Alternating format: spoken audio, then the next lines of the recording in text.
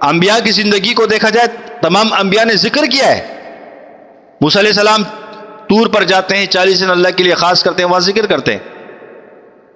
ہر نبی کے آگے اللہ نے ایک قید لگا دی، شرط لگا دی کہ 40 دن میرے لیے خاص کرو، میں آپ کو آسمانی کتاب دوں گا.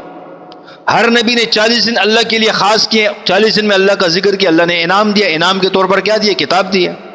تو بتاؤ چلا کلیش علم ملتا ہے کہ نہیں ملتا؟ اب آپ اس چیز کو نہیں مانتے، ہم تو قرآن کو پیش کر رہے ہیں.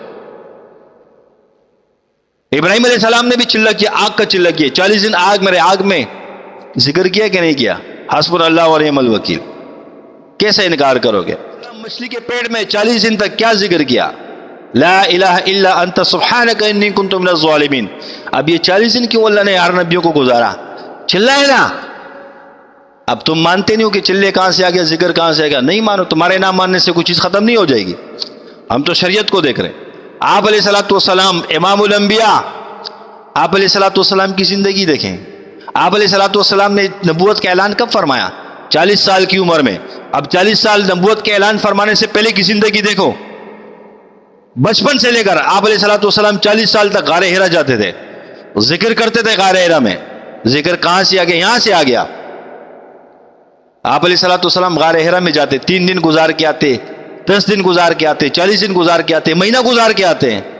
ذکر کیا کہ نہیں؟ اس ذکر کی برکت سے تو قرآن نازل ہوا ہے. چلہ کشی سے تو اللہ علم دیتا ہے، ذکر سے علم ملتا ہے کہ نہیں؟ اسی غار ہرا میں پہلی وحی کا نزول ہوا. جب آپ علیہ الصلوۃ والسلام غار ہرا میں ذکر فرماتے، آپ علیہ الصلوۃ والسلام کے سامنے نور کا گولا آتا. آپ علیہ الصلوۃ والسلام اس نور کے گولے کو دیکھ کر خوش ہوتے تھے. ایک دن وہ جبرائیل بن کر آیا. یہ شاذلی جب ذکر کرتے، مراقبے کرتے، کہتے نہیں کہ نور نظر آ رہے، تو یہ کیا ہے؟ یہ ذکر کی برکت ہوتی ہے نا. وحی کا نزول ہو گیا، قرآن نازل ہونا شروع ہو گیا. اب بتاؤ، اب اس پر کون عمل کر رہا ہے؟ دعوت سے پہلے نبی علیہ السلام نے کیا کیا؟ ذکر کیا.